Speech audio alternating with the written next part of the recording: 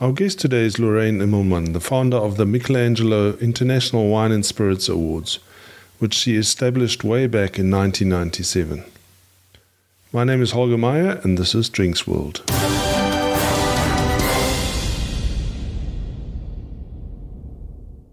Welcome to the show, Lorraine. Thank you. Thanks, Holger. Thank you for the opportunity. How did you come up with something like this? Were there already some awards or competitions out then, or were you the first in South Africa? 1996. Well, let's just quickly recap. I come from a journalist background. I was a journalist for many years, and I left journalism in 1995. I'd worked in Johannesburg for big dailies, and I come from Namibia. I worked there for the Republican, the big Afrikaans newspaper there. So my background was journalism and writing. My father was a writer. He wrote many, many books. And when I left journalism, I worked for companies in Johannesburg like Murray and Roberts and Gronica. And I left the construction industry to go and start my own business in 1996. And one of the clients I had at the time was a Murray and Roberts company who was doing rebar and steel reinforcing for mining, and they wanted to investigate other opportunities in South America. And we created a function. This is a long story. I'm going to cut it really short. And I ended up next to the Chilean Trade Commissioner at the time, a gentleman called Ramon Rada. And we were talking after the function, and he said to me, there's no real wine competitions in this country that give locals the opportunity to have their wines tested by neutral and objective panels. It's I think in those days there were 1 or 2 local competitions which were really in infant shoes, were 1 or 2 years, 3 years old. And he said, let's start an international competition. And of course, Ramon had all the wonderful contacts with international judges, because he was in the wine industry. Wine was and still is his passion. And we got ourselves a sponsor in the name of Michelangelo, the Michelangelo International Wine Awards, which came from the Michelangelo Hotel in Sandton. And they sponsored the accommodation for the judges and the actual tasting, and also the awards function that we had. And they sponsored that for 6 years. But, you've got judges coming from all over Europe, and they sit in a shopping center and they say, where are the vineyards and where are the wine cellars, and we want to meet the winemakers. So in 2001, I broke my ties with the hotel and moved the whole caboodle down to the Cape. But the decision was to keep the name, because at that time, obviously, we had a brand, and the brand was already in its 6th and 7th year, so it remained the Michelangelo Wine Awards. And then in 2014, we added the spirits, because then we opened up. I added about 45 spirits classes, and we opened for spirits as well. So now, hence the Michelangelo. Yeah, I clearly remember that. Yes, because that's when I came to visit you, and you invited me to have a chat about spirits and beer, etc. That's right. Going back to the name, and so the hotel didn't own the trademark, I guess, so you could just continue with that. They were purely a sponsor. They were a sponsor of the accommodation and a sponsor of the event. I was the founder. I'm the founder, and there was no claim to any of the intellectual property rights. So they pulled out, and we basically haven't had any more contact since then. It's a pity. I would have liked to have had tastings and things, but Joburg's very far from the Cape, and how the industry has grown. It's so that now the wine tastings all over the show. So we've concentrated on our core business. Yeah. So what sets you apart from the typical wine competition? Well, it's always been, from the word go, it was always the fact that our panels were international.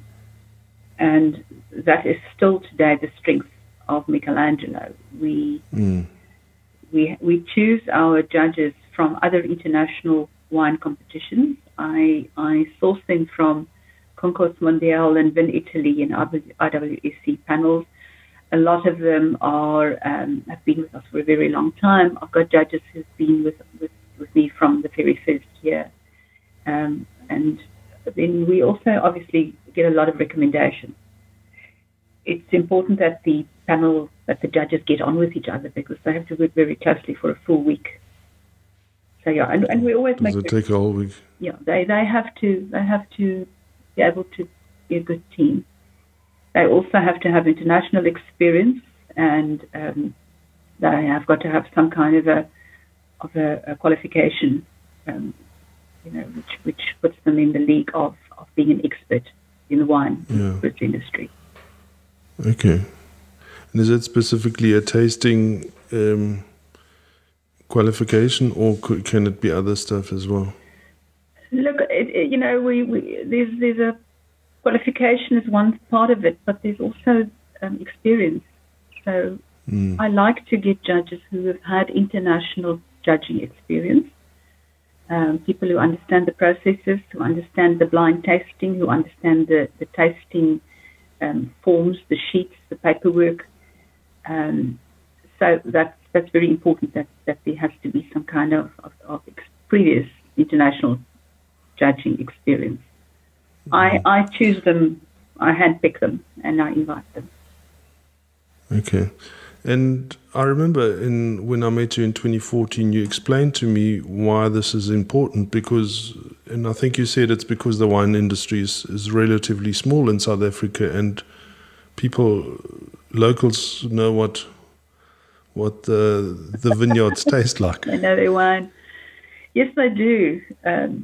And I have had the experience particularly with some brandy tasters who picked out their own products out of a lineup of 26, and then of course awarded them the trophies. So we have to be very careful that people are neutral, and that is what gives Michelangelo the edge, and that is what has made the competition grow to being the biggest competition in South Africa, and we like to believe in the Southern Hemisphere, because there's no similar international competition anywhere in the Southern Hemisphere, which is the size of Michelangelo. Our entries run around 2,200 odd annually, and so yeah, it's grown huge, and I do believe it's got a lot to do with the neutrality and the objectivity and the professionalism of our judges. But to run a business like that, and I'm always interested in the business side of things, it must be quite hard. And I'm talking from a beer and small spirit producers background, where the budgets are always tight. Is it different in the wine industry, or is it just extremely bad in the beer industry? I think it's everywhere. And after the harrowing 2 years that we've had, I think a lot of the wineries are crawling back up. A lot of them have found their feet. Some of them have had little buffers they could get by. But you know the story. I don't have to tell you about COVID. Before that, it's an industry, I think, where people are very aware of marketing. You've got to stand out in a crowd. Your bottles have got to stand out in the wine shops. And the Michelangelo award-winning stickers on the bottles do carry great value, and we have found over the years that they are also valued internationally. We do actually have guys who enter and producers who insist. The importers in Europe insist on Michelangelo awards. So they're very valued, and they are credible, and that goes back. It takes me back to the credibility of the panels and the objectivity of our judges, so that we know that I think people who are in the market and are aware of the value of having a wine judged by credible judges and by it's a blind tasting by people who have absolutely nothing to gain from awarding a double gold or a trophy or a platinum. So I believe that's why the competition has grown. So and I often do have that kind of feedback as well from winemakers who say to me that this is the competition they enter because of what it is. Yeah, and how many have you got any idea how many wines there are? If you say 2,200 wines enter, how many are there in South Africa? Holger, I'm now speaking under correction, but I was recently in a discussion where a gentleman who's fairly knowledgeable in the industry said there were about 8,000 brands. Okay. Now that in effect gives you an idea of how many labels there are. Yeah. But yes, budgets are tight. You asked me that, and budgets have always been tight. We are one of the competitions that has always kept our entry fees very low. If you go and compare us with any of the other local competitions, our entry fees are lower. And that is to make it easier because we want to attract the small guys as well. We do have, we used to have for a long time special trophies for boutique wines and the garagistas, and to also allow them to enter and not break the bank by doing so. So we've deliberately kept the entry fees low. Our label, that's the other income, is obviously the label award stickers that we sell. They are also very competitively costed. So we try not to make it a competition that's hard to take part in. And yes, and I think it's worked. It has worked. Yeah. So just again, from the business side, you make your money from the entrance fee and then those stickers, and obviously you try and get as many sponsors as you can, or how does that work? There are a few sponsors, but sponsors have been very difficult to come by, and just a sign of the times that people don't have money to splash. So we work very hard for our sponsors, and they really do want their pound of flesh, which is great. I mean, they're putting money on the table. Of course, they want to get value for it. But yes, sponsors are very hard to come by, and we can't really rely on sponsors because they come and go. They decide from one year to the next, sorry, we haven't got budget this year, or there's new management and they've got other ideas. So the two main income streams are the ones that we just focus on keeping healthy. Lorraine, you've been running this for so many years. What are the biggest challenges, and does it get any easier? Yeah, we're into year number 26 this year. Yeah. It does get easier. I have to say that it gets easier because you know your systems, you know what works. After so many years, you absolutely know what and what not to do. You also get the confidence of the people, the confidence of the industry, which always makes it easier. You don't have to go and do a hard sell anymore. You just have to show them the records and the history. So that does make it easier, yes. And it's always, I've often said, you get to a point where you almost think, okay, Michelangelo's running on its own oiled wheels around right now. But one must never get slack. There are always other things happening in the industry. There are other competitions. There are other things that wine producers would love to spend their money on and prefer to spend their money on. And that's why it remains such a focus of Michelangelo, that the value of the award is something that has international credibility. So that is something that we build on very much. And going back again, it starts with when I start choosing and inviting my judges, and that I start doing very early in the year. So that's the first thing I do. I make sure that every judge is credible, has got a good track record, and that helps. That's what we're doing right now. I'm also I'm responsible for the media and the communication of Michelangelo, so I make sure that the producers know who the judges are, what their backgrounds are, and that the products that they're entering into Michelangelo is in safe hands.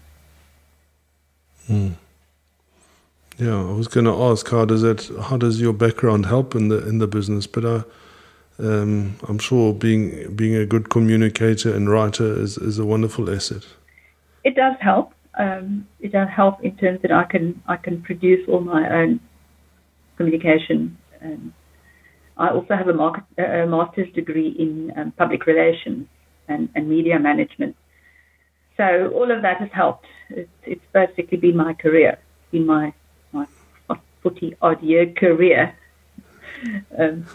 Yeah, gives you an idea of how old I am. But it's fun, and it never gets stale. There's always something new going on. It's always exciting and interesting. Yeah. And I work with wonderful people. I work with wonderful people in the industry. Winnie Bauman, who's our technical director, is a good friend. And we really get on well.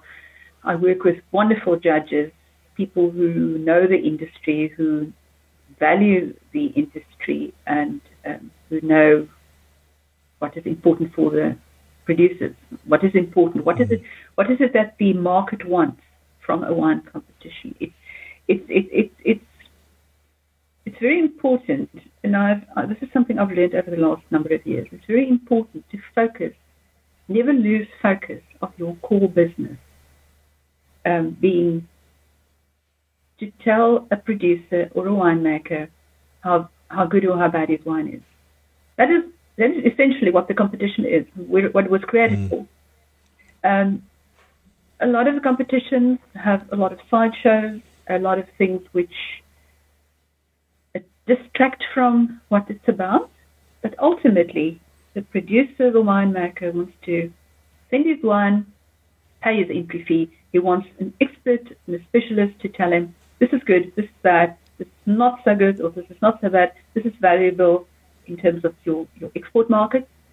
And because our judges are all international, they know the exports, they know the markets in Europe, they know the markets in America, and they can tell if this is a good wine to submit to the markets in Europe. So that's the information that a winemaker and a producer would like, and that is the core business of Michelangelo. That is what the competition was created for. And I'm always aware that we must not lose track of that, and not create a whole lot of sideshows, which is what often happens, and it can totally derail your focus. For me, the unique thing about wine is that there's a vintage. Every year there's a new wine, and you have to judge it and taste it. Now with spirits, it's not like that. How does the spirit judging differ from the wine judging or the competitions? All right, I have to mention, and it's important to say that we do have a dedicated spirits panel of judges. These are spirits experts from Europe. I have a rum expert. I have a gin expert. I have a whiskey expert. We are bringing in this year a gentleman who's been a buyer in the UK for a number of the big chains. He knows for these spirits products. A lot of these spirits are judged with a mix, something like water. Sometimes, especially the brandy judges, they would very often add water, so we need to supply that. With all the absolute myriad of products that have hit the market over the past number of years, they very often come, and I know one example was that a producer who sent a year or two back, he sent us a chili vodka, and this thing was just something you couldn't possibly try and drink neat. It was, and one of the judges actually said it needs to come with a fire hazard warning. And we then requested him to tell us how you would serve this, and it was then presented in a cocktail. So he added the ginger ale and the spices that he thought were applicable, and it was presented to the judges as a cocktail because there's no way they could taste it neat. The gins and the rums are tasted neat because that's often how they are. That's how they are consumed. So it's important to look at how it's consumed, and try and at least present it to the judges, because that is ultimately how the consumer is going to taste it. Our glasses often differ. The glasses are smaller, and that's almost the same. The only difference, we even have one of the judges from Germany who likes to taste his spirits in a wine glass. That's how we then, present it to him, if that's what he wants. But yes, you're quite right. Spirits, obviously, they don't have vintages, but they do have lot numbers, they have batch numbers. And we have, 2 years back, I adapted the regulations so that people have to, producers of spirits, the distillers have to indicate the batch numbers and the lot numbers, because those differ, very much so. My gin this year is not going to be the same gin as next year's gin. It might be exactly the same recipe, but your juniper berries are different, your water will be different, your botanicals have probably a different source.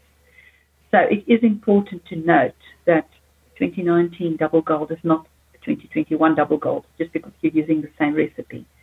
So that was sort of a little bit of a mind shift that we had to bring in. But yes, you just as I can't say because my 2019 Cabernet Sauvignon got a double gold, my 2022 one is also getting a double gold. So that's where we had to draw the line and make a division, so that people know they need to also look at the year in which this was produced. And I guess the batches are fairly small for, especially the small producers, and for the bigger guys, they're probably much more consistent than the micro distillers. Absolutely, the micro distillers are the micro distillers. They often see their spirits as their babies. I have heard so many interesting and wonderful stories of people who go and check on the rum in the middle of the night and taste it and nurture it. Yes, it's a different approach, very much so. And for exactly that reason, you cannot say that it's consistent from 1 year to the next. And it's very important that it's indicated as such as well on an award. Yeah. You've been doing the spirits for 8 years now. How have you seen the change from 2014 to now? Is there a big change? I think there's been a huge upsurge in craft. As we're all aware, there's been an explosion in the gin producers' numbers. It's also, it comes and goes, and I think we are a lot of the distillers look at what's happening in Europe and in other markets, but it's very difficult to gauge the South African market against Europe's markets. We have a total different culture. We have total different approaches. I know, for example, brandy has had a tough time. Lorraine, the response of the international judges, what do they think about our brandy? Our brandy has always done very well with our international judges. But our brandies have always done very well. We don't get a lot of international brandies entered, so they don't really compare them one-on-one. But our brandies have done very well. And if you look at the points that have been awarded over the years to our brandies, it's always been in the high 80s, 90s. So, yeah. I did a podcast interview with Charles from the Cape Brandy Association. I think it's called the Guild. And that was quite interesting. I learned a lot from him about brandy. Yeah. So listeners may want to look out for that if they're interested in South African brandy. I always tell people, just that in an interview like this, I'm not a judge, and I'm not an expert of any kind. I never pretend to be. I'm the founder of a wine competition, and I'm an event organizer at heart. So that's what it boils down to. So the comments I make are often just coming from my own experience, and they should not be taken too seriously when it comes to professional opinion. Yeah, that's why you employ professional tasters. Yes, so I surround myself with experts, so I look good. Yes. Yeah. Lorraine, what keeps you going? I mean, it's been such a long time. What keeps me going is this year, the challenge. It's exciting. It's a fantastic buzz that starts picking up speed when we start producing our first press releases, putting out the names and the pictures of the panel, and putting out the classes, and seeing what's going to happen this year. It's immensely exciting, and it's also an industry that is never stagnant. It's forever growing and developing. Every year we have to make changes to our classes and our subclasses because there's so many new and interesting products that come, and we've got to accommodate them. So we brought in lifestyle products 2 or 3 years back, like ready to drink and spritzers and low alcohol wines and alcohol-free spirits. And these are things which were totally unheard of 20 years ago. So these are new and exciting products. And now, I've just yesterday had to add a class for wine-based spritzers or wine-based ready-to-drinks. And that is because these are just new products. It's exciting to see how the producers and the distillers and the winemakers are constantly up for a new challenge. It's really, really exciting. There's a wonderful new product which is port. It's a port-based spirit, a spritzer. These rosé-based ready-to-drinks. So very exciting. Yes, I think that's really what keeps me going, is to see what's going to happen this year. And when we start the actual judging that week, you run on adrenaline. I do. I run on adrenaline from the first day right through to the awards function. And this year, please God, let there be a big black tie awards function again. We've missed that for the last 2 years. We've had to do very low-key afternoon cocktail parties, standing 2 meters apart. So I'm hoping that this year we'll be back to the glamour and the ball gowns and the black ties and a lovely big dinner somewhere. Have a big party to celebrate. Yeah. That sounds wonderful. It just sounds like you are such an integral part or such a central part of this industry. Yeah. That I mean, it must be a wonderful position to be in. I'm very privileged, and I feel very honored when I have people who are key people in the industry who are rated highly and are honored and who recognize me and greet me by my name. I always think, wow, you actually know who I am. And I think it just comes with the territory, because I often, at the awards dinners, I hand out the trophies and the medals. I stand on the stage. I've got everybody knows who I am. So, yes, I feel very privileged. I really do. Well, it's been a privilege and really nice to talk to you and catch up again after so many years. And I really do hope that you're going to have a big bash this year with lots of people. I know the beer industry is slowly starting again with their festivals, and so people can get together again. That's what we're all about. We like to meet in person and exactly. We've got to get back to life. We've got to get back to normality. This has not been good for anybody in any way. But Holger, thank you. Thank you for the opportunity. Always nice chatting with you. Thank you for listening to our stories here online. In the show notes, you will also find a link where you can subscribe to become part of our community and be notified when we upload our latest content.